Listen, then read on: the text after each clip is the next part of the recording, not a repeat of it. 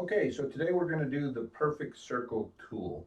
So the first thing you need to do is you need to have in your tools palette under the advanced tab, you need to have straight edge choose turned on. So what straight edge does is it prevents you from creating squiggly lines.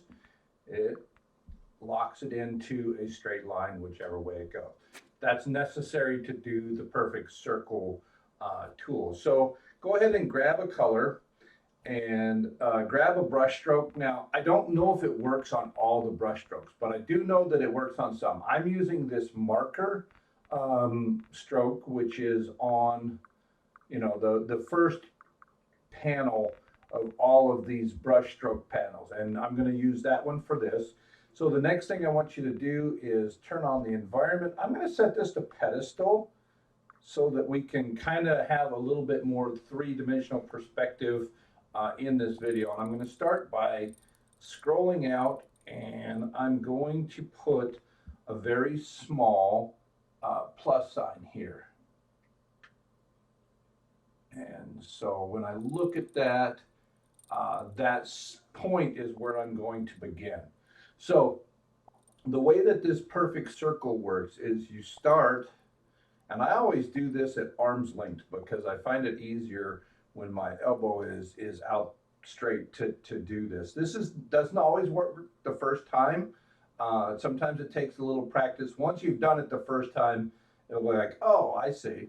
So you start there, you click, you go out, and you go out in a straight line, and then you go 360 degrees around your starting point, and then you come back to your starting point. And you'll notice when you get there, if you get it right, when you get to that starting point, it'll automatically turn into the circle. If you don't get it right, the line will just keep getting moving as you're stroking it, but it won't do anything. So that's the way that you get the perfect circle, or the perfect circle. Now, the other thing that it can do is the perfect sphere. The way that you do that is you come back into the center, back out, and you go 360 again, and you come back into that. And if you get it right, when you come out, you will have a 360 degree sphere. So what I'm going to do is I'm going to grab the selection tool, and I don't have any of these sub functions on there, and I'm going to select that by clicking on it, and then I'm just going to set that on top of my pedestal.